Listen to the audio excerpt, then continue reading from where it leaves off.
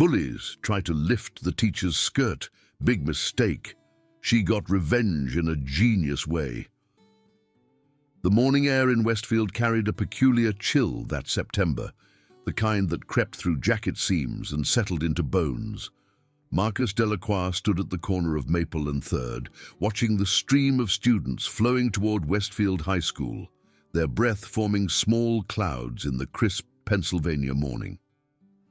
He adjusted the worn leather messenger bag that had traveled with him from Montreal, its surface bearing the scars of a different life in a different country. The bag had been his father's during his military service, and Marcus carried it now like a talisman against the uncertainty of this new world. At 17, Marcus possessed the kind of quiet presence that allowed him to move through crowds unnoticed. His lean frame, standing just 5 feet 6 inches, bore the deceptive slightness of a dancer rather than what he truly was, a weapon trained to devastating efficiency. His dark hair, which his mother insisted on cutting herself to save money since the move, fell across his forehead in an unfashionable sweep that partially obscured eyes the color of dark coffee. Those eyes held depths that his classmates couldn't fathom, carrying memories and experiences that would have aged someone twice his years. The move from Montreal had been sudden, executed with military precision by his father over a single weekend in June. Marcus understood why, even if his younger sister Amélie didn't. The incident at École Secondaire Saint-Laurent had left 3 boys hospitalized, and Marcus's name whispered in hushed tones throughout the Quebec fighting circuit. The boy who had once been a victim had become something else entirely, something that frightened even those who claimed to love him. His mother, Marie Delacroix, had wept for hours after the police had finally released Marcus with only a warning. The other boys had started it. 5 witnesses confirmed that fact, but it was Marcus who had finished it with a brutality that shocked everyone who thought they knew the quiet, bookish teenager. Marie had made him swear on his grandmother's rosary that he would never fight again, that he would find another way to handle conflict. Violence only breeds more violence, mon cœur, she had whispered through her tears, her French accent thickening with emotion. You have a gift, but it's becoming a curse. His father, Colonel Robert Delacroix, retired, had been more pragmatic. During the long drive from Montreal to Westfield, while Marie dozed in the passenger seat and Amélie played games on her phone, Robert had caught Marcus's eye in the rearview mirror. Sometimes, son, he had said quietly, a promise must bend before it breaks. Your mother means well, but she doesn't understand what it's like to be a young man in a world that mistakes kindness for weakness. Keep your promise as long as you can, but don't let it destroy you. 3 months had passed since that conversation, and Marcus had held to his promise with an iron will that would have impressed his old sensei, Master Chen. Every day brought new tests of his resolve, new moments when his trained instincts screamed at him to act, while his mother's voice in his head begged him to walk away. Westfield High School sprawled across 2 city blocks, its red brick facade speaking of decades of small-town American education. The main building dated back to the 1950s, with additions tacked on haphazardly as the town had grown. Marcus knew every hallway, every blind corner, every spot where trouble could find him. He had mapped the school in his first week, with the tactical precision his father had taught him, identifying escape routes and defensive positions out of habit more than necessity. The main corridor stretched the length of the original building, its terrazzo floors polished to a dangerous shine that had sent more than one rushing student sliding into the lockers. Trophy cases lined one wall, filled with the accumulated glory of decades of football championships and academic achievements. Marcus had studied those trophies during his first lonely lunch period, noting how many bore the name Brennan. Tyler's family had deep roots in Westfield soil. Tyler Brennan ruled Westfield High with the kind of casual cruelty that came from never having faced real consequences. At 6 feet 2 inches, with the broad shoulders of someone who'd been fed premium protein since childhood and given access to a home gym that cost more than most people's cars, Tyler embodied every stereotype of the American high school alpha male. His sandy hair was always perfectly styled with products that cost $40 a bottle, and his green eyes held an intelligence that made him far more dangerous than a simple brute would have been. Tyler's father owned 3 car dealerships across the county and sat on the school board. His mother ran the PTA with an iron fist wrapped in a velvet glove of Southern charm, despite having lived in Pennsylvania her entire life. The Brennan family lived in a colonial mansion on the hill overlooking the town, and Tyler drove a current-year BMW M3 that he'd wrapped in matte black, parking it across 2 spaces in the student lot without anyone daring to complain. But Tyler's true power came from his ability to read people, to identify their weaknesses and exploit them with surgical precision. He had recognized something in Marcus from the first day, some quality that marked him as different, as other. The accent was just an excuse. Tyler would have found another reason if Marcus had spoken perfect American English. There was something about the way Marcus moved, too fluid, too controlled, that triggered Tyler's predatory instincts. Jake Morrison served as Tyler's primary enforcer, though he preferred to think of himself as a best friend. Where Tyler was tall and lean, Jake was shorter but built like a bulldog, all thick muscle and barely contained aggression. His father worked construction, and Jake had been swinging hammers and hauling materials since he was 12. His knuckles bore old scars from fights that stretched back to elementary school, and he took pride in his reputation as someone who hit first and asked questions later. Jake's loyalty to Tyler stemmed from a mixture of fear and genuine admiration. Tyler had protected him from expulsion in 10th grade after Jake had broken another student's jaw, using his family's influence to get the incident swept under the rug. Since then, Jake had been Tyler's devoted soldier, carrying out whatever cruelty Tyler designed with enthusiasm that sometimes disturbed even Tyler himself. Danny Walsh completed the trio, though his membership was more a matter of survival than choice. Lanky and nervous, with a perpetual case of acne that no amount of expensive treatment seemed to cure, Danny possessed just enough social capital to avoid being a victim himself, but only if he aligned with those who had real power. His father was an accountant who did the books for Tyler's father's dealerships, and Danny had learned early that keeping Tyler happy meant keeping his family financially secure. Danny participated in the bullying with obvious reluctance, his laughter always a beat too late, his insults lacking the venom of true cruelty. Marcus had noticed this, filing it away as potentially useful information. In any group dynamic, the reluctant participant was often the weakest link, the one most likely to break under pressure. The harassment had started small, almost experimentally, as if Tyler was testing boundaries. The first incident occurred during Marcus's second week at Westfield. He had been walking down the main corridor, reading a French translation of Murakami's Norwegian Wood, while navigating through the crowd with practiced ease. Tyler had shoulder-checked him hard enough to send him stumbling into a bank of lockers, the impact rattling through his shoulder blade. "Watch where you're going, Frenchie," Tyler had said with a casual smile that didn't reach his eyes. "This is America. We walk on the right side here." Marcus had straightened slowly, his trained body automatically assessing damage. Minimal bruising, nothing serious. 8 years of taking hits in the ring had taught him to absorb impact, to roll with force rather than resist it. He had met Tyler's gaze for a moment, and something must have shown in his expression because Tyler's smile had faltered slightly. But Marcus had simply picked up his dropped book and continued walking, leaving Tyler staring after him with a mixture of confusion and irritation. The nickname Frenchie had spread through the school like wildfire. Within days, Marcus heard it whispered in hallways, called out during roll call by substitutes who'd been coached by snickering students, written on his locker in Sharpie that took 40 minutes to scrub off.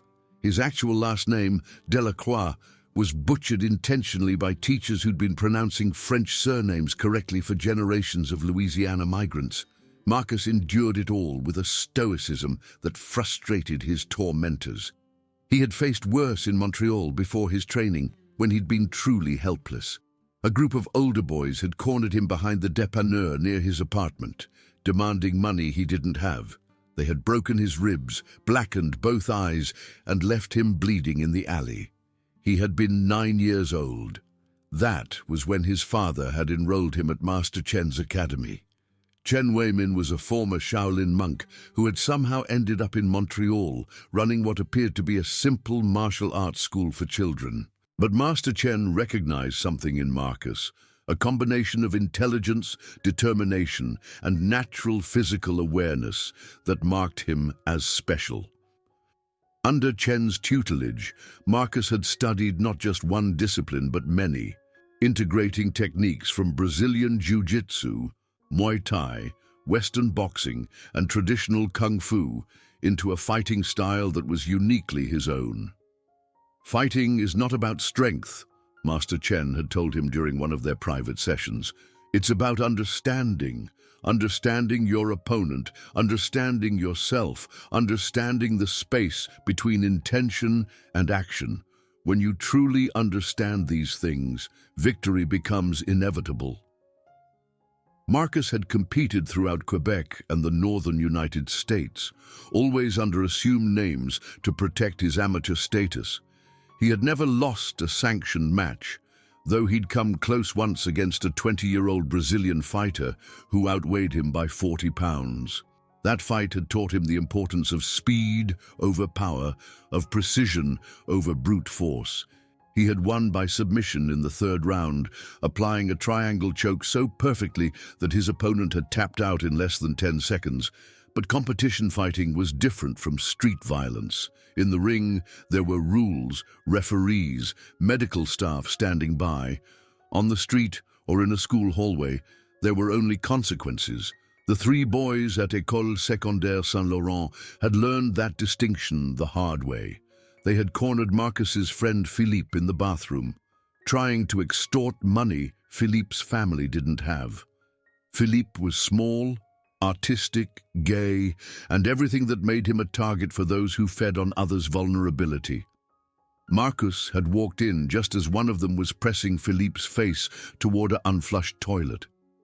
What happened next had taken less than 90 seconds. The first boy suffered a broken orbital bone from an elbow strike that Marcus had practiced 10,000 times on heavy bags. The second boy's knee had bent sideways from a low kick that would have been illegal in any sanctioned match. The third had tried to run, but Marcus had caught him at the door, applying a rear naked choke until the boy lost consciousness, then holding it for 3 more seconds out of pure rage. Philippe had called the police himself, terrified by what he'd witnessed. His gentle friend Marcus had transformed into something primal, something that moved with deadly purpose and showed no mercy. The security footage had saved Marcus from serious charges. It clearly showed the assault on Philippe, but the damage to his reputation was complete. He had become someone to be feared rather than befriended. The cafeteria at Westfield High occupied most of the ground floor of the East Wing, a cavernous space that could seat 600 students across 2 lunch periods. The acoustic tiles on the ceiling did little to dampen the roar of teenage conversation, and the fluorescent lights cast everything in a harsh, unforgiving glare that made the mystery meat look even less appetizing than it actually was. Marcus had claimed a small table near the windows that overlooked the parking lot.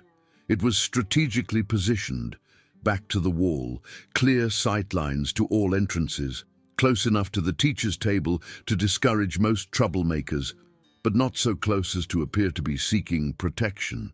He ate lunch alone, using the time to read or work on assignments for his advanced placement classes. His intelligence was another source of irritation for Tyler. Marcus tested into all AP classes, despite English being his second language, consistently scoring in the top percentile on every exam. His physics teacher, Mr. Adamson, had already suggested he apply to MIT, offering to write a recommendation letter that would carry significant weight given Adamson's own alumni status. The Tuesday that everything began to change started like any other. Marcus sat at his usual table, eating a sandwich his mother had made with the good bread from the European bakery 20 miles away, one of their few luxuries since the move. He was reading ahead in his AP physics textbook, working through problems that wouldn't be assigned for another month when Tyler's shadow fell across the pages. "Studying again, Frenchie." Tyler's voice carried across the cafeteria, deliberately pitched to draw attention. "Don't you ever do anything fun? Or is being a loser your idea of a good time?" Marcus didn't look up. He'd learned that acknowledging Tyler only encouraged him. Instead, he continued working through a particularly complex problem involving quantum mechanics, his pencil moving steadily across the notebook paper. Jake materialized beside Tyler, cracking his knuckles in what he probably thought was an intimidating gesture. "Tyler's talking to you, French boy. It's rude not to answer when someone's being friendly." "Leave me alone," Marcus said quietly, his accent slightly more pronounced than usual. Stress always brought out his Quebecois inflections, something his mother had tried to help him control. "Oh, he speaks." Danny laughed nervously from behind Tyler, his contribution to the performance clearly obligatory. "What's that book about anyway? How to Surrender in French?" The joke was weak, and Danny seemed to know it, his face flushing slightly. Tyler rolled his eyes at his lackey's poor effort, then reached for Marcus's textbook. "Advanced Physics," he read aloud, his voice dripping with mock amazement. "Jesus Christ, Frenchie, no wonder you don't have any friends. You read this shit for fun." Marcus moved to retrieve his book, but Tyler lifted it high above his head, using his height advantage. Several nearby tables had gone quiet, students watching the familiar drama play out. Some held up phones, ready to record whatever happened next for social media immortality. "Give it back," Marcus said, his voice steady despite the familiar rage building in his chest. He could feel his muscles tensing, muscle memory trying to override conscious control.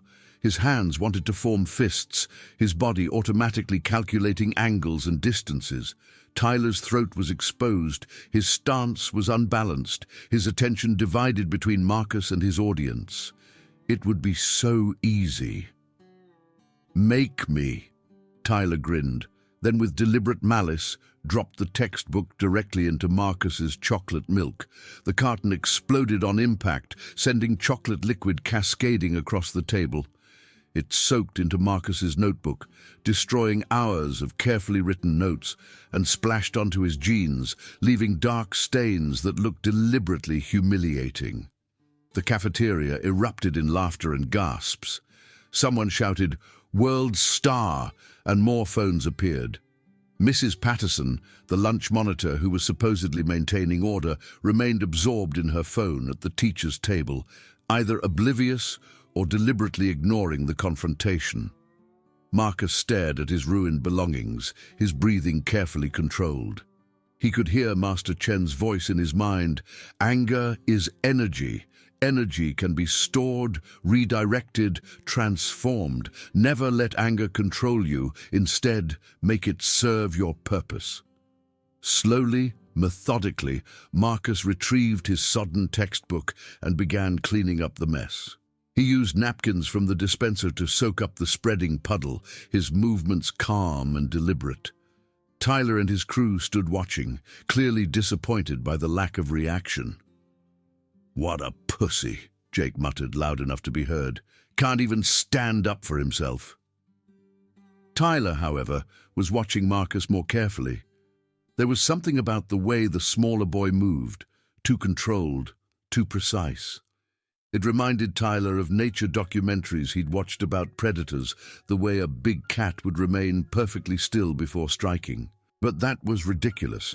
This was just some French-Canadian nobody who spent his time reading physics textbooks. Still, Tyler felt a need to push harder, to break through that unnatural calm. "Next time, Frenchie," he said, leaning in close enough that Marcus could smell his expensive cologne, "maybe you should eat in the bathroom. That's where trash belongs." Marcus finally looked up, meeting Tyler's eyes directly. For just a moment, Tyler saw something there that made his chest tighten with an unfamiliar sensation. It wasn't fear. Tyler Brennan didn't feel fear, but it was something. A promise, perhaps.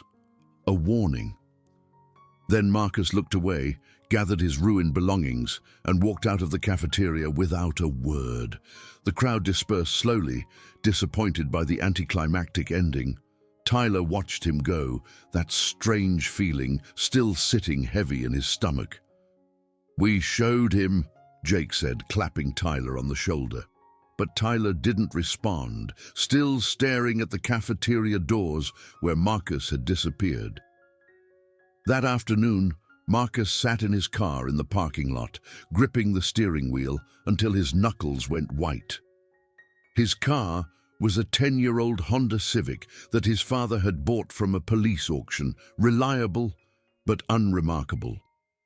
The interior still smelled faintly of the previous owner's cigarettes despite months of air fresheners. He could still leave, transfer to another school, maybe the Catholic school on the other side of town.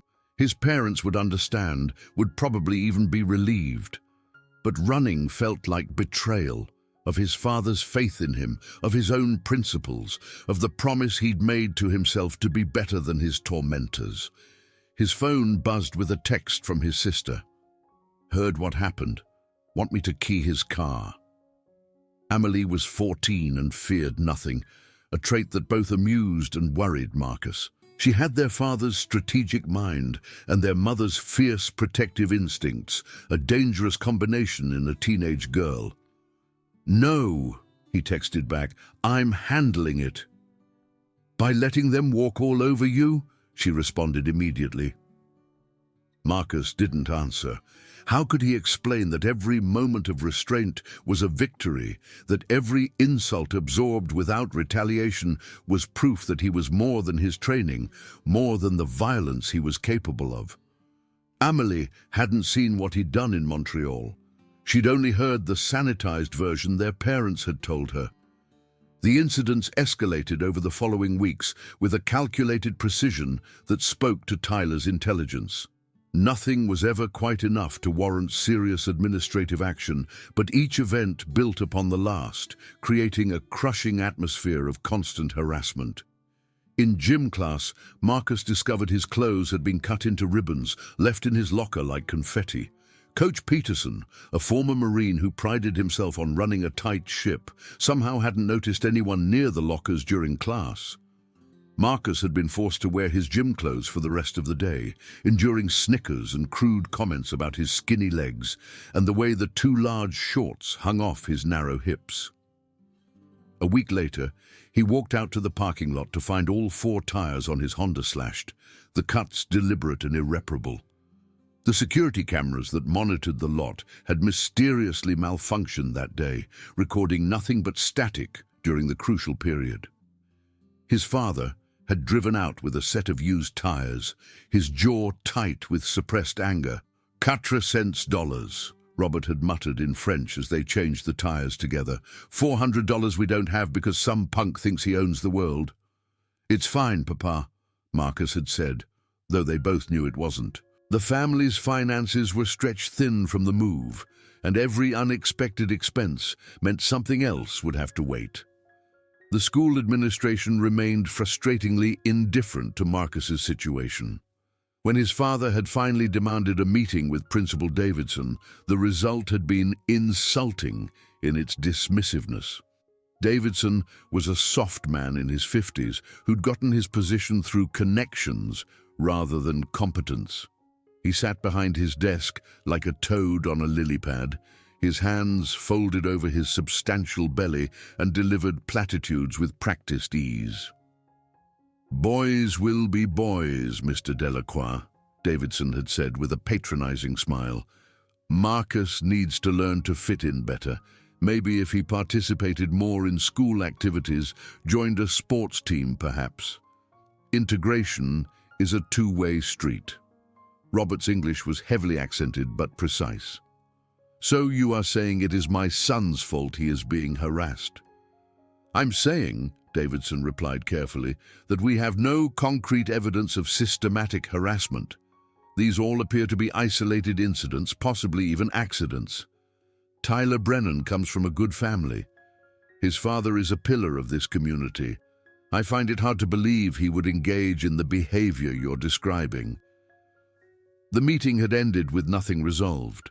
Robert had left the office with military bearing intact, but fury burning in his eyes. In the parking lot, he'd turned to Marcus. I know what I told you about keeping your promise to your mother, but Marcus, there are limits.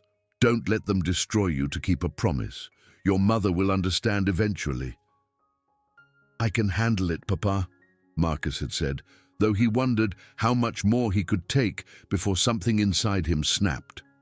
The breaking point, when it came, arrived on an unseasonably warm Thursday morning in October. Mrs. Rodriguez's advanced biology class met in one of the newer additions to the school, a modern lab with actual equipment instead of the ancient microscopes in the regular classrooms. Elena Rodriguez was 28 years old, in her third year of teaching, and one of the few bright spots in Marcus's daily routine. She had dark hair that she usually wore in a professional bun, warm brown eyes behind stylish glasses, and an enthusiasm for science that made even the most disinterested students pay attention. She dressed professionally, but with a personal style that set her apart from the other teachers. Pencil skirts and blouses that were appropriate but flattering, always with interesting jewelry that often had scientific themes. More importantly to Marcus, she was kind.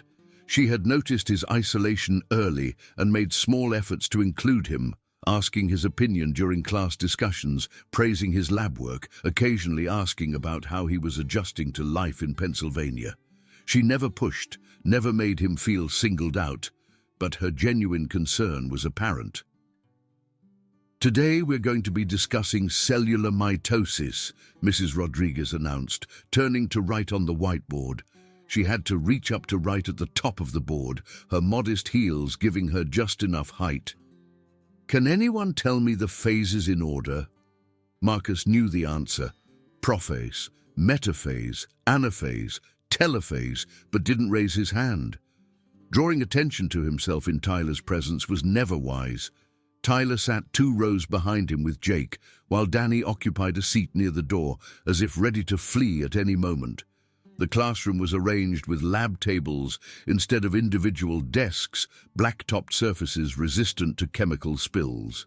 The walls were covered with posters of the periodic table, anatomical diagrams, and inspirational quotes about science. A shelf near the window held preserved specimens in jars, including a 2-headed snake that was the subject of much fascination and disgust. Mrs. Rodriguez was writing the phases on the board, her back to the class, when Marcus heard Tyler whisper to Jake. The words were indistinct, but the tone was unmistakable, predatory satisfaction mixed with adolescent arousal. "Check this out," Tyler said more clearly, and Marcus's stomach clenched. He recognized that tone, had heard it before preceding Tyler's worst behavior.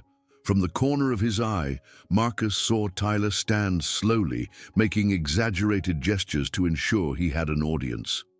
Several students noticed, their attention shifting from Mrs. Rodriguez to whatever drama was about to unfold. Someone already had their phone out, held low beneath their desk, but angled to capture whatever was about to happen. Tyler moved toward the front of the room with deliberate steps, his phone held in his hand. Jake followed, barely suppressing a grin. Danny remained seated, his face pale with obvious discomfort. Mrs. Rodriguez continued writing, explaining the process of chromosome separation, unaware of the danger approaching. She reached up to draw a diagram at the top of the board, her skirt riding up slightly but still completely appropriate. "Bet she's wearing something interesting under that skirt," Tyler whispered, now close enough that several students could hear. A few nervous giggles rippled through the room, but most watched in horrified fascination. Marcus felt his body preparing for action without conscious thought. His muscles tensed, his breathing deepened, his vision sharpened. 8 years of training had created responses that bypassed rational thought, and every instinct screamed at him to act. But his mother's voice held him in place. Violence only breeds more violence. Tyler was now directly behind Mrs. Rodriguez, his phone held low, clearly intending to record up her skirt. The violation was so blatant, so brazenly inappropriate, that several students gasped audibly. Tyler reached out slowly, his hand extending toward the hem of Mrs. Rodriguez's skirt, his fingers actually making contact with the fabric. "What the hell do you think you're doing?" Mrs. Rodriguez had spun around with shocking speed, her hand shooting out to grab Tyler's wrist before he could pull away. Her usual warmth had vanished, replaced by a fury that transformed her entire demeanor. Her eyes blazed with righteous anger, her grip on Tyler's wrist tight enough to make him wince. The classroom went dead silent. Even the ever-present hum of the ventilation system seemed to pause. Every student stared at the tableau, frozen at the front of the room. Tyler caught literally red-handed, Mrs. Rodriguez holding him in place with surprising strength, Jake standing stupidly to the side with his own phone still recording. "I was just—" Tyler started, trying to pull his trademark smooth recovery, but Mrs. Rodriguez cut him off.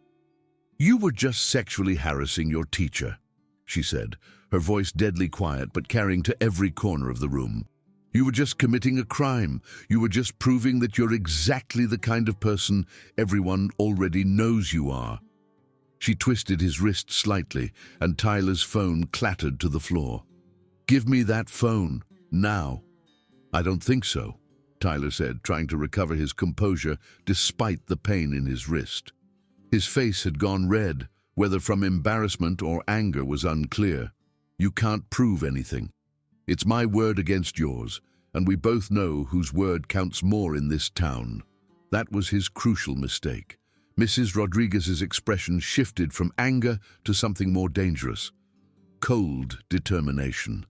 With a movement so fluid it seemed choreographed, she twisted Tyler's arm behind his back and drove him face first into the nearest lab table. The impact was controlled but forceful, hard enough to stun but not injure. Tyler cried out in surprise and pain, his free hand flailing for purchase on the smooth surface. "Anyone else want to try something?" Mrs. Rodriguez asked conversationally, her knee pressed into Tyler's back, pinning him in place. Her voice was calm now, almost pleasant, which somehow made it more terrifying. "Jake, you were filming too, weren't you? Would you like to explain to the police why you were recording your friend sexually assaulting a teacher?" Jake had gone pale as paper, his phone shaking in his trembling hands. "I wasn't. We were just... It was just a joke." "A joke," Mrs. Rodriguez repeated flatly. She released Tyler, who stumbled backward, clutching his arm and staring at her with a mixture of shock and humiliation. "Get out of my classroom, all 3 of you. Don't even think about coming back until you've learned the difference between a joke and a crime." And Tyler. She picked up his phone from the floor, examining it with disgust. "I'll be keeping this as evidence. I'm sure the police will be very interested in what else is on here." Tyler's face cycled through several shades of red and purple. The entire class had witnessed his complete humiliation, brought down not in a fight with another man, but controlled and dismissed by a woman half his size. His carefully constructed image of invulnerability had shattered in less than 30 seconds. As he gathered his things, his eyes found Marcus, and something dark and primitive passed between them. Tyler didn't say anything, but his message was clear. "This is your fault somehow. You're going to pay for witnessing this. After school, Tyler hissed as he passed Marcus's table. Parking lot. You and me, Frenchie. Don't even think about running. Marcus felt something shift inside his chest, like tectonic plates finally giving way after months of pressure. The careful control he'd maintained, the promise he'd kept despite every provocation, began to crack. Tyler wasn't content with tormenting him anymore. Mrs. Rodriguez had shown real courage, had stood up not just for herself, but for every student Tyler had bullied, and now Tyler wanted to take his rage out on the one person he still thought he could dominate. The rest of the day passed in a strange haze. Marcus found himself moving through his classes on autopilot, his mind already in the parking lot, already calculating angles and probabilities. His body felt different, looser, more prepared. It was the same feeling he'd had before competition fights, a settling into himself that his opponents had often mistaken for fear. Word of Tyler's threat spread through the school like wildfire. By the time the final bell rang, it seemed like half the student body knew about the impending confrontation.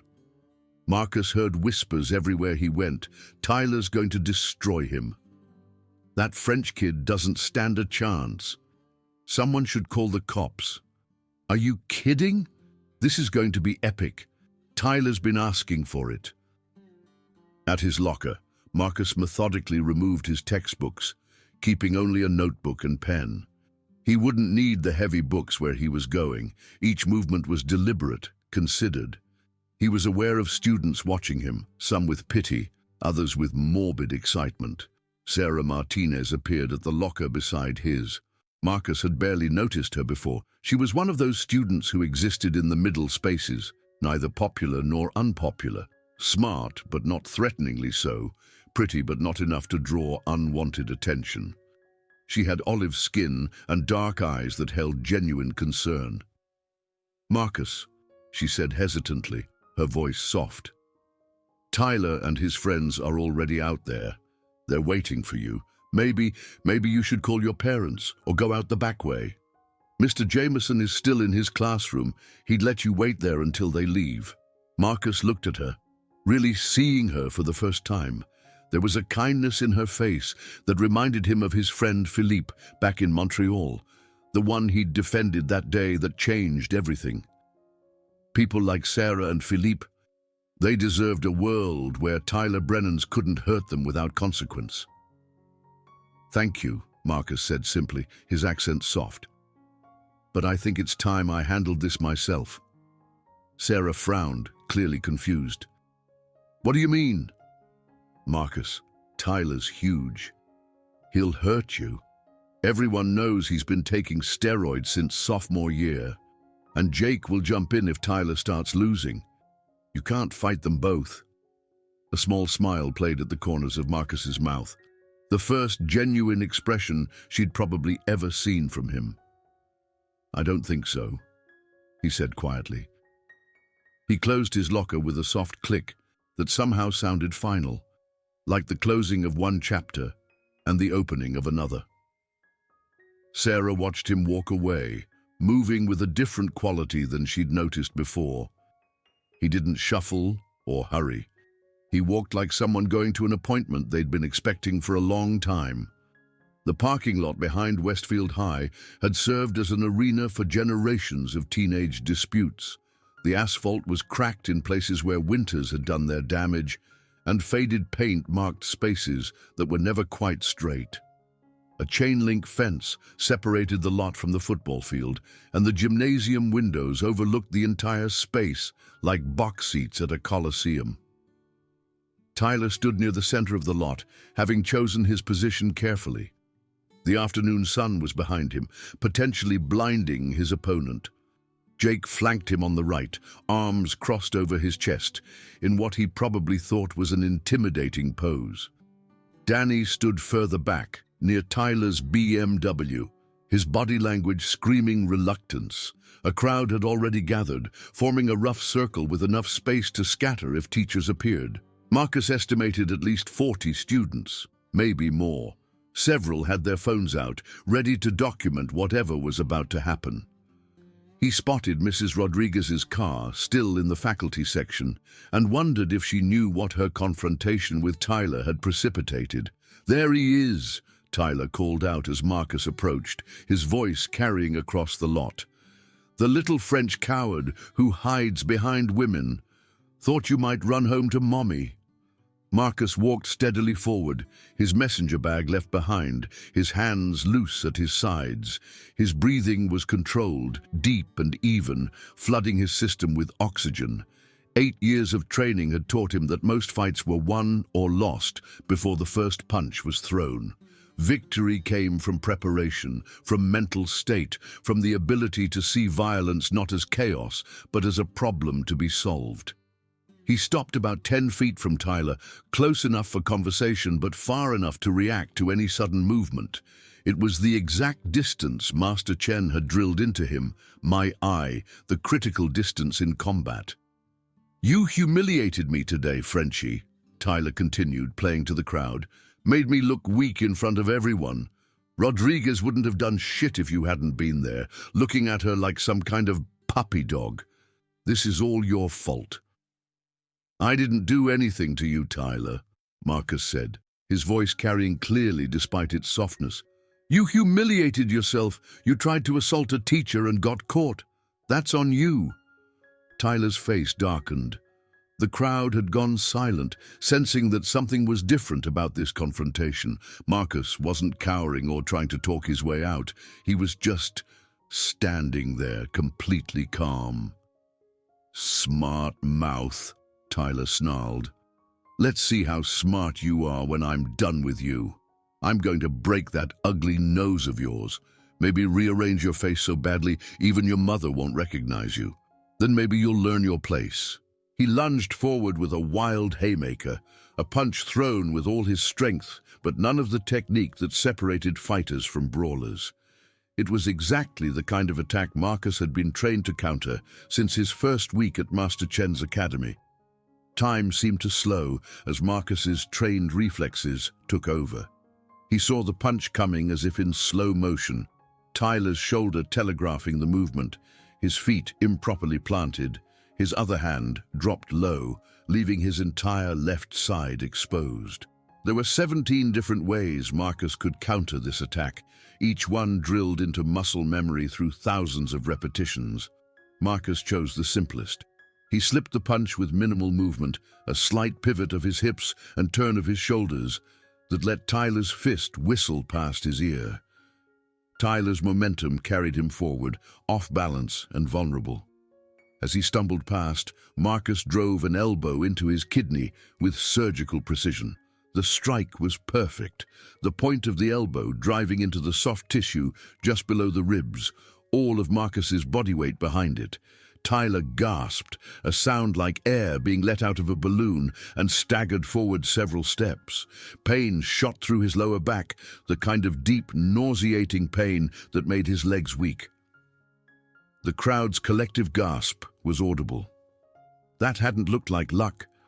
The smaller boy had moved like water, flowing around Tyler's attack and countering with a precision that spoke of long training. Tyler spun around, his face a mixture of rage, pain, and dawning confusion. "Lucky shot," he snarled, but his voice lacked conviction. Something was wrong.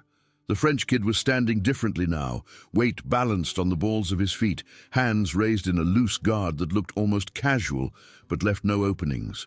Tyler came again, this time more cautiously. He threw a series of jabs, trying to use his reach advantage. But Marcus moved like smoke, each punch sliding past him harmlessly. He didn't block. Blocking would have required meeting force with force. Instead, he simply wasn't where the punches were aimed, always moving just enough to make Tyler miss. To the crowd, it looked almost like a dance.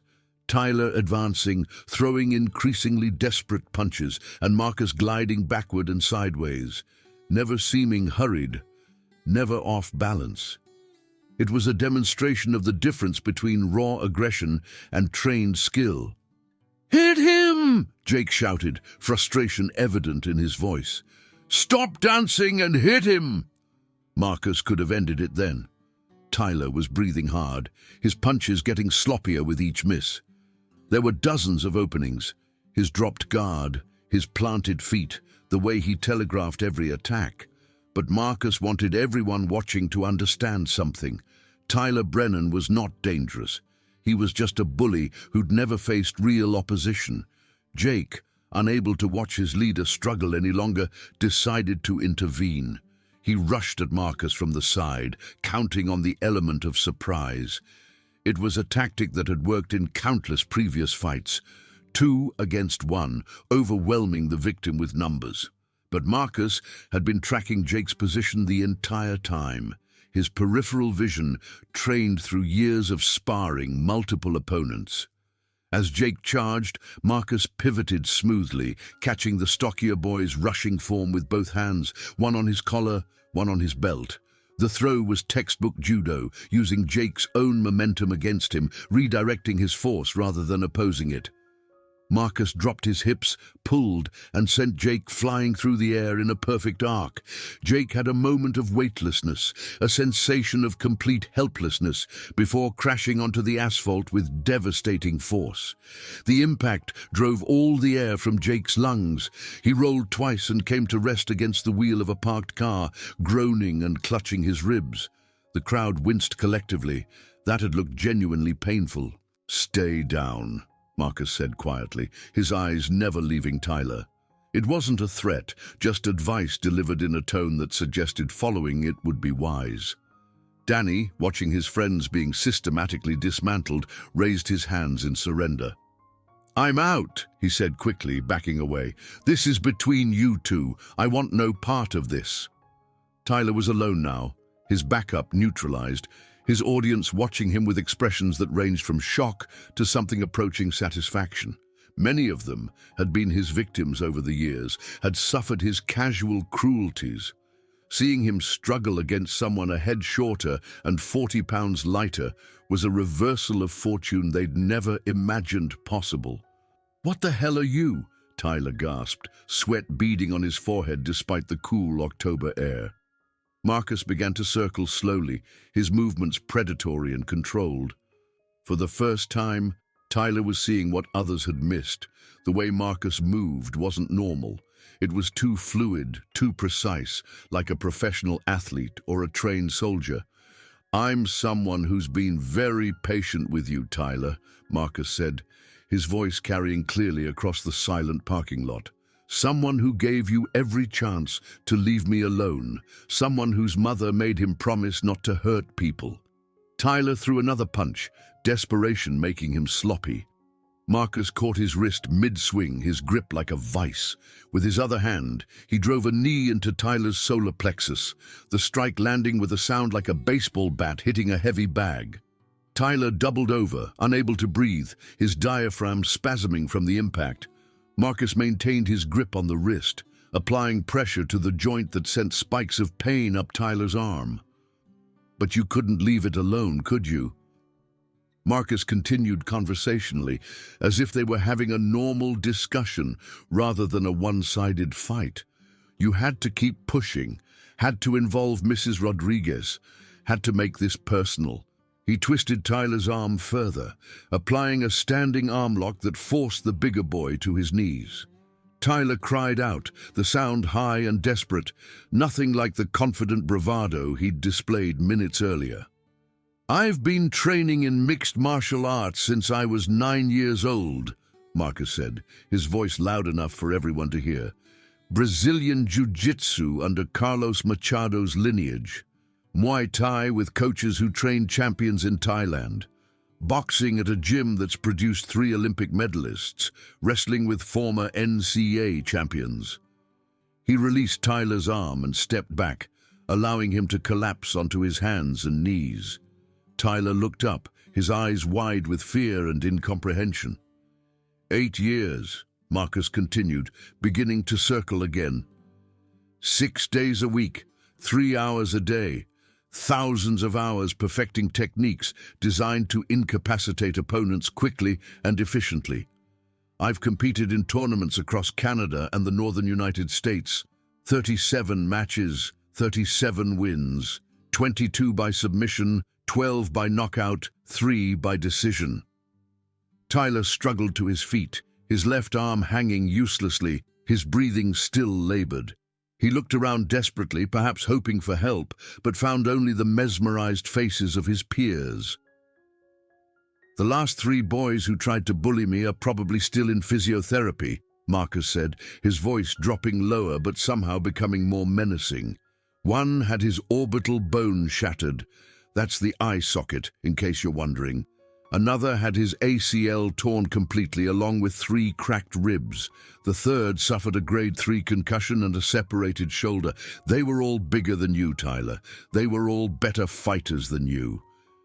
The crowd was utterly silent now, hanging on every word. This revelation transformed their understanding of everything they'd witnessed over the past months. The quiet kid who'd endured constant harassment wasn't weak. He was potentially the most dangerous person in the school.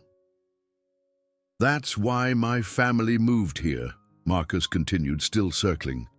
"My mother was terrified of what I was becoming. She made me promise never to fight again, to find another way to handle conflict, and I kept that promise, despite everything you did. The shoulder checks, the name-calling, destroying my books, slashing my tires. I endured it all because I promised her I wouldn't become a monster again." Tyler's face had gone pale, the full magnitude of his miscalculation finally dawning on him.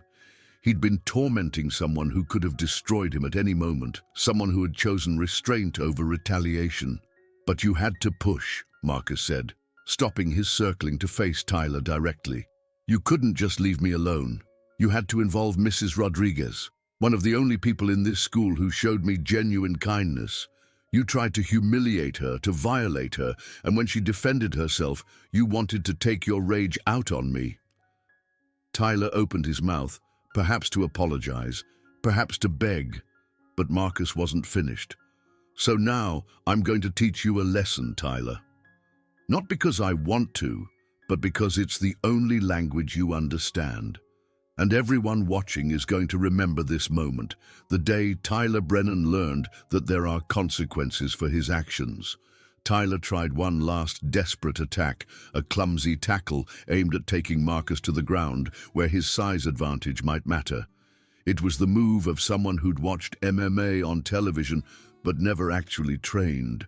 Marcus sprawled perfectly, driving his hips back and pressing down on Tyler's head and shoulders, completely nullifying the takedown attempt.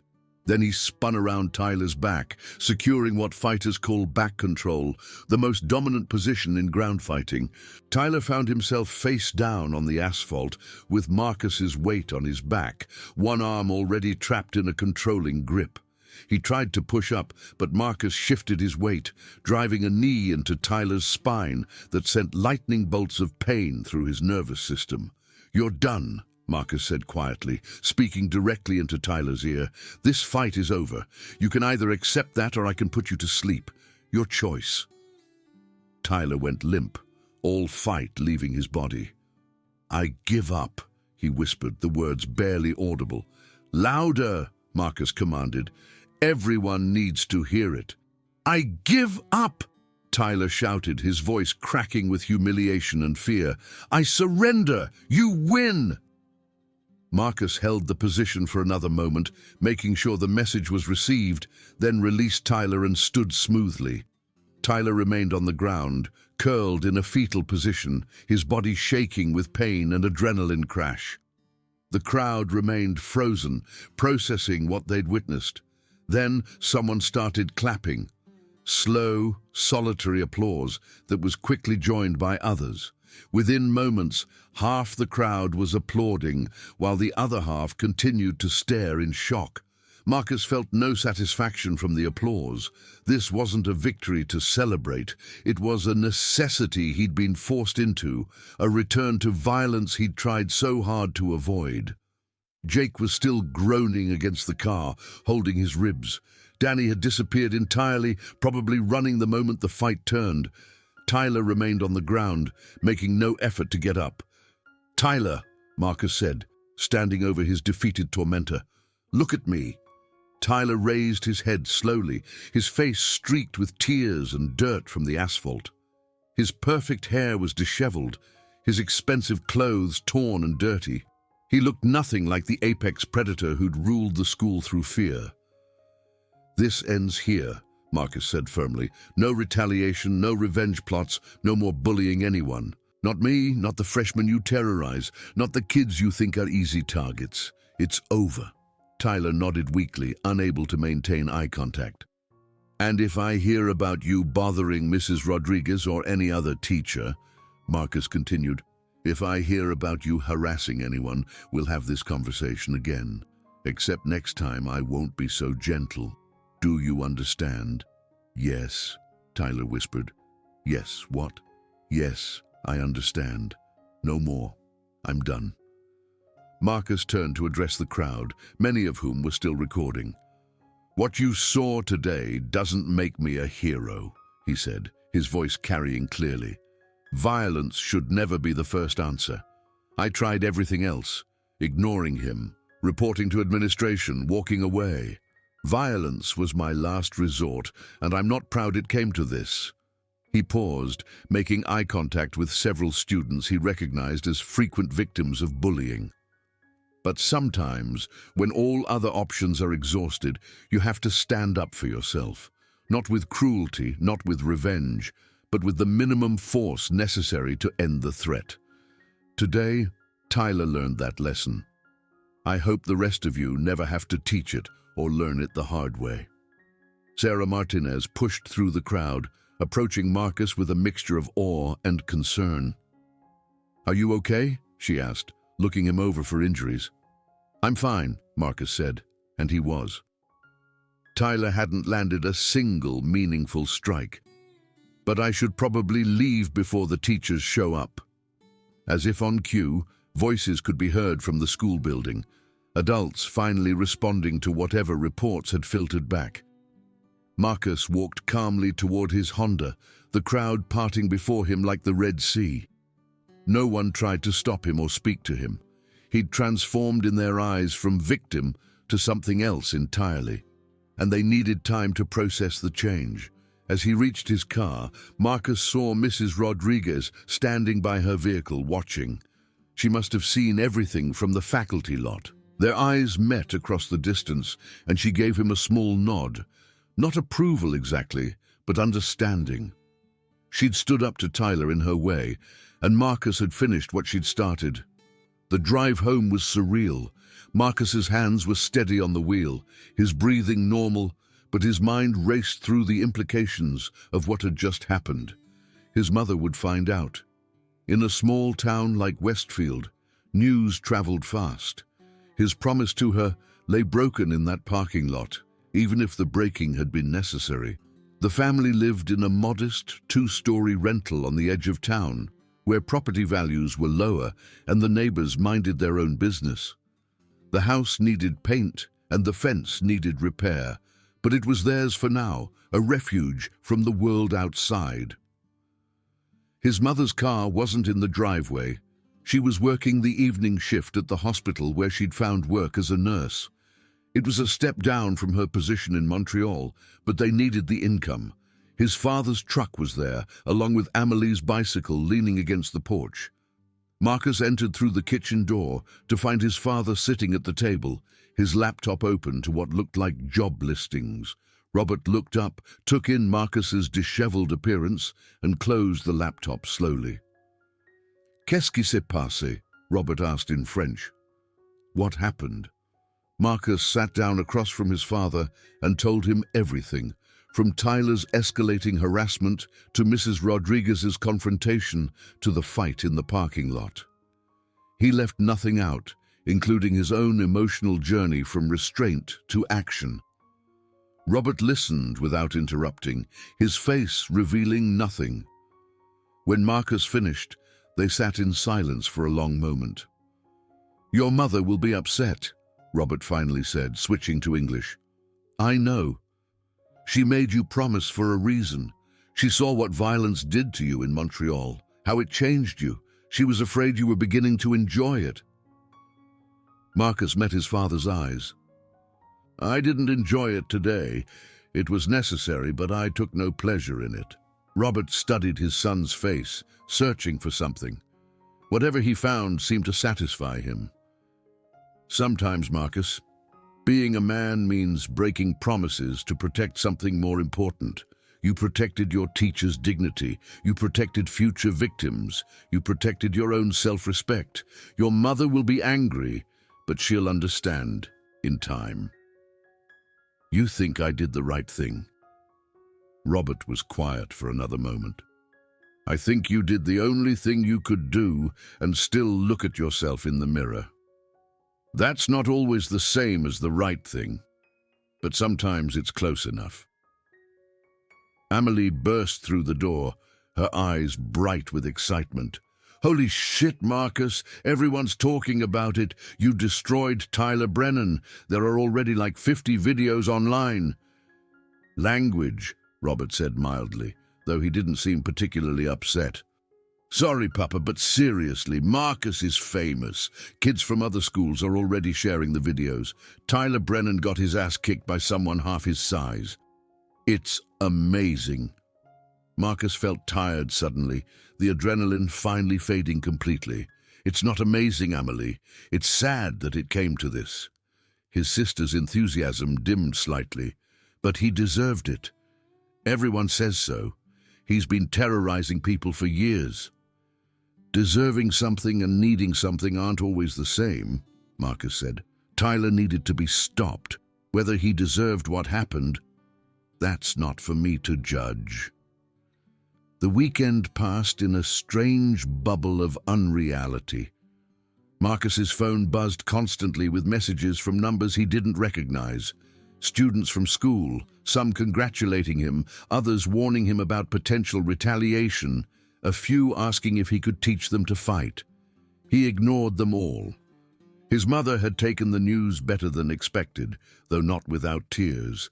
She'd held him for a long time, whispering in French about her fears and her love, and her understanding that sometimes the world forced impossible choices.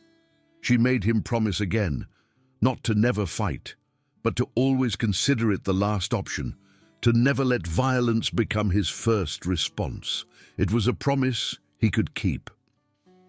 By Monday morning, the entire school district had heard about the fight. Videos had been shared thousands of times across social media platforms, some edited with music and slow-motion replays. Marcus had become an overnight sensation, though not one he'd ever wanted to be. Principal Davidson called him to the office first thing Monday morning. Marcus sat in the uncomfortable chair across from the principal's desk, the same chair his father had occupied weeks earlier. "I've reviewed the footage," Davidson said, his tone carefully neutral. "Multiple angles, actually. The students were quite thorough in their documentation." Marcus said nothing, waiting. "It appears Tyler Brennan initiated physical contact," Davidson continued. "You defended yourself within reasonable limits.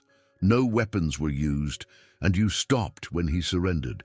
The school's zero-tolerance policy on fighting typically requires suspension for all parties involved, but given the circumstances and the extensive documentation of prior incidents that have suddenly come to light, we're treating this as self-defense."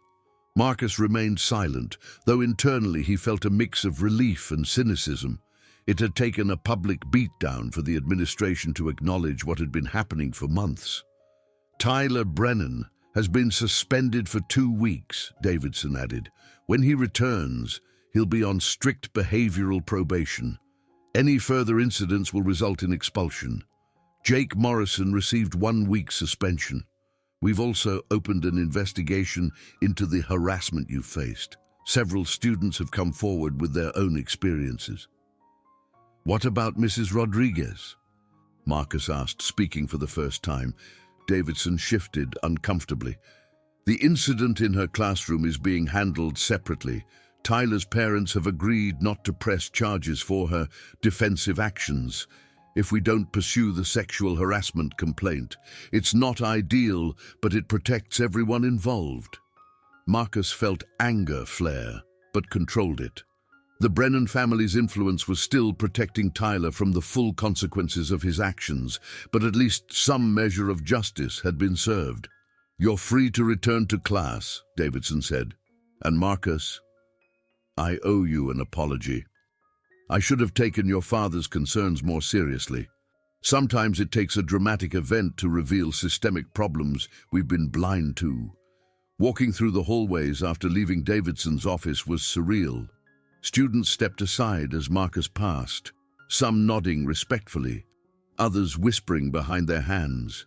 The invisible barrier that had surrounded him was still there, but its nature had completely changed.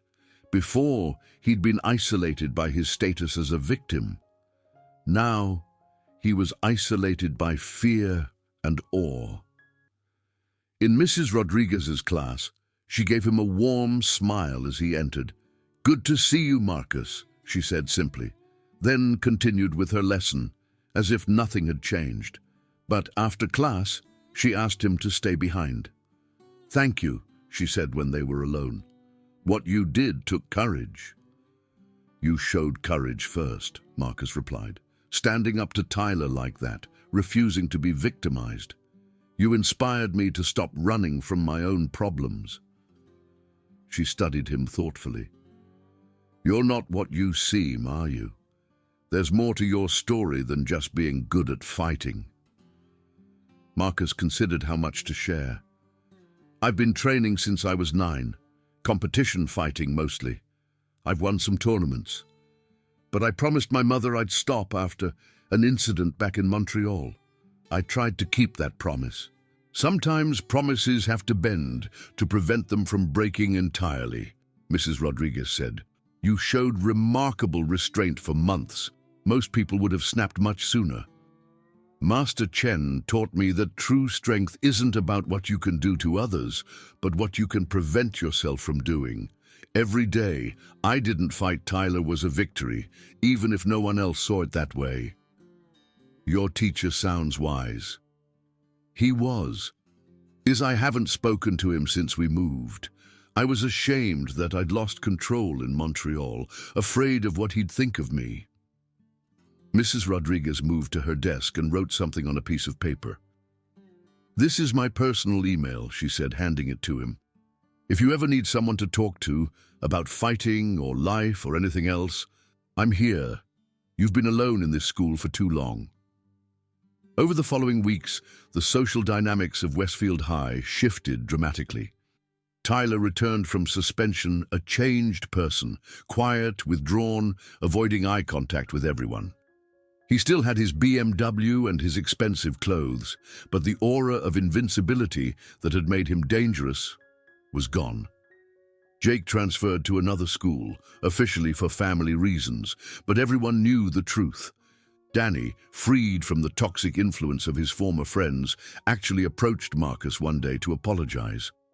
"I should have stood up to them," Danny said, his voice shaking slightly. "I knew what they were doing was wrong, but I was too scared to say anything." "Fear makes us do things we're not proud of," Marcus replied. "The important thing is learning from it." Sarah Martinez became Marcus's first real friend at Westfield. She started sitting with him at lunch, initially out of curiosity, but soon because she genuinely enjoyed his company. Marcus discovered she was funny, smart, and had been hiding her own intelligence to avoid standing out. "You know what the weird thing is?" she said one day over cafeteria pizza that was barely edible. "Everyone's afraid of you now, but you're actually one of the gentlest people I've met." "Gentle and capable of violence aren't mutually exclusive," Marcus said. "Some of the most dangerous people I've trained with were also the kindest. They understood what they were capable of, so they had nothing to prove." "Is that why you let Tyler hurt you for so long? Because you had nothing to prove?" Marcus considered the question. "Partly, but mostly because I was afraid of who I might become if I let violence be my answer again. In Montreal, after the fight, I felt powerful. For someone who'd been powerless for so long, that feeling was intoxicating. My mother saw it, and it terrified her. 'But you're not that person anymore.' I'm not sure we ever stopped being who we were, Marcus said. We just learned to choose which version of ourselves we want to be in any given moment. That day in the parking lot, I chose to be the fighter because that's what the situation required. Today, sitting here with you, I choose to be the friend.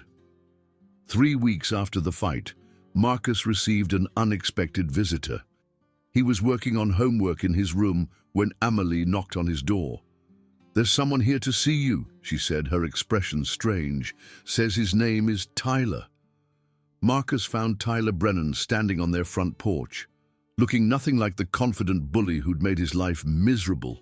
He'd lost weight, his designer clothes replaced with simple jeans and a hoodie. His hands were shoved deep in his pockets, and he couldn't seem to decide where to look. "What do you want?" Marcus asked, not unkindly but not welcoming either. "To apologize," Tyler said. "Really apologize, not just because I have to, or because I'm scared of you. I've been seeing a therapist, court-mandated at first, but now because I want to.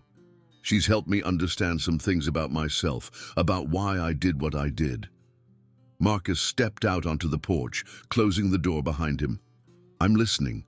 "My father's been beating me since I was 7, Tyler said quietly.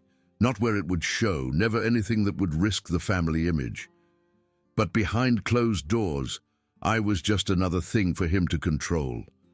The only time he showed me any approval was when I dominated others, when I proved I was strong by making others weak."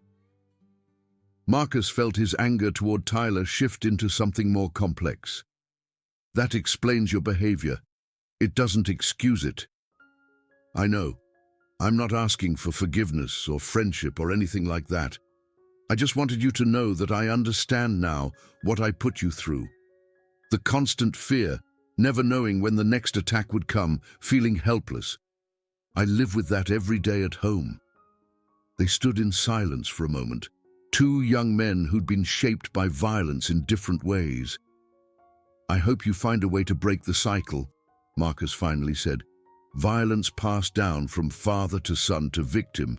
It has to stop somewhere." Tyler nodded. "That's what I'm trying to do. I've applied to colleges out of state, places where my father's influence doesn't reach. I want to become someone different, someone better." "Then do it," Marcus said. "But Tyler, don't do it for me or for anyone else. Do it because you deserve to be better than what your father tried to make you." Tyler left shortly after, and they never spoke again. Marcus heard later that Tyler had indeed gone to college out of state, studying social work of all things. Sometimes the worst bullies made the best counselors, having intimate knowledge of both sides of violence. As winter settled over Westfield, Marcus found himself actually enjoying school for the first time. He joined the chess club, where his strategic mind found a non-violent outlet. He tutored younger students in physics and math, discovering he had a talent for teaching. He even went on a few dates with Sarah, though they ultimately decided they were better as friends. The fighter was still there, would always be there, coiled and ready beneath the surface. But Marcus had learned to make peace with that part of himself, to acknowledge it without letting it define him. He continued training at a local gym he'd found, not for competition, but for the discipline and self-knowledge it provided. One day in December, as snow began to fall outside the classroom windows, Mrs. Rodriguez asked the class to write about a moment that changed their lives. Marcus thought about the fight in the parking lot, about Tyler's tears on the asphalt, about the sound of the crowd's gasps and later applause. But instead, he wrote about a conversation with Master Chen from years ago, just after he'd won his first tournament. "Victory is not about defeating your opponent," Chen had said. "It's about defeating the worst parts of yourself, your fear, your anger, your pride. Every time you choose wisdom over strength, compassion over cruelty, you achieve a victory that no trophy can represent." Marcus had forgotten those words in Montreal, had let the intoxication of physical dominance overshadow the deeper lessons. But here in Westfield, forced to confront both his capacity for violence and his commitment to restraint, he'd finally understood what Chen meant. The last day before winter break, Marcus found a note in his locker. It was written in neat handwriting he didn't recognize. "Thank you for showing us that strength isn't about hurting others, but about protecting those who can't protect themselves. You gave a lot of us hope that things can change." It was unsigned, but Marcus saw several younger students watching him from down the hall. He nodded to them, a simple acknowledgement that carried more weight than words. As he walked to his car that afternoon, Marcus reflected on the strange journey that had brought him here. He'd started the school year as a victim, endured months of torment, revealed himself as a trained fighter, and somehow emerged as something else entirely, not a hero, not a villain, but simply a young man who'd learned when to fight and when to walk away. His phone buzzed with a text from his mother, "Proud of you, mon cœur. Pick up milk on your way home." Life went on, ordinary and extraordinary in equal measure. The fighter and the student, the protector and the protected, all aspects of a single person learning to navigate a complex world. Marcus drove home through the falling snow, at peace with all the versions of himself, knowing that each had their place and their purpose. The story of the quiet French-Canadian kid who'd stood up to the school bully became legend at Westfield High, told and retold with various embellishments over the years. But for Marcus himself, it was simply one chapter in a longer story, a moment when circumstances forced him to choose between his promise and his principles, and he'd found a way to honor both. Years later, when Marcus had his own children, they would ask him about fighting, about bullies, about when violence was justified. He would tell them what Master Chen had told him, what his parents had taught him, and what he'd learned for himself in a high school parking lot on a cool October afternoon. "True strength," he would say, "is not measured by what you can do to others, but by what you choose not to do, even when you have every reason and every ability to do it. But when all other options are exhausted, when standing up is the only way to prevent greater harm, then you act decisively, with control and without cruelty. And afterward, you return to peace, because a warrior who cannot find peace is just another bully waiting to be born." The cycle of violence that had touched so many lives, from Tyler's father to Tyler himself, from Marcus's attackers in Montreal to Marcus's own struggles with power, could be broken. It required wisdom, restraint, and sometimes, paradoxically, the precise application of force to prevent greater violence. In the end, Marcus's story wasn't about winning a fight. It was about a young man learning to balance all aspects of himself. The fighter and the scholar, the protector and the peaceful student, the boy who'd made a promise to his mother, and the man who knew when promises must bend to prevent greater breaking. Westfield High continued on, as high schools do, with new dramas and new conflicts. But something fundamental had changed in its culture. The casual cruelty that had been accepted as normal was no longer tolerated. Students who might have become bullies thought twice, remembering the day Tyler Brennan was brought low. Those who might have been victims found courage in Marcus's example, knowing that standing up for yourself was possible, even against seemingly insurmountable odds. And Marcus himself? He graduated valedictorian, went to MIT on a full scholarship, and eventually became an engineer who designed protective equipment for fighters. A perfect fusion of his technical mind and his understanding of combat.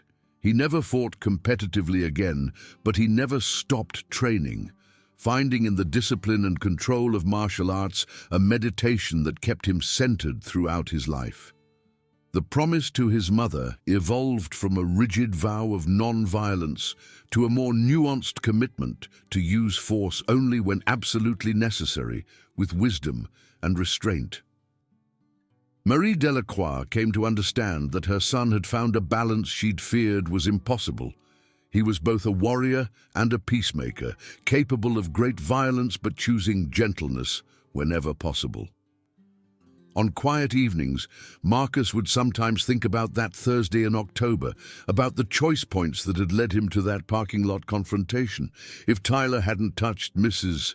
Rodriguez, if the administration had acted earlier, if his own patience had lasted just a bit longer, would things have been different? Perhaps. But life was built on such moments, when circumstances aligned to force decisions that revealed character. Marcus had revealed his character that day, not in the violence itself, but in its restraint. He could have destroyed Tyler, could have indulged the dark satisfaction of complete domination. Instead, he'd used exactly the force necessary to end the threat, no more and no less. That restraint, Master Chen would have said, was the true victory.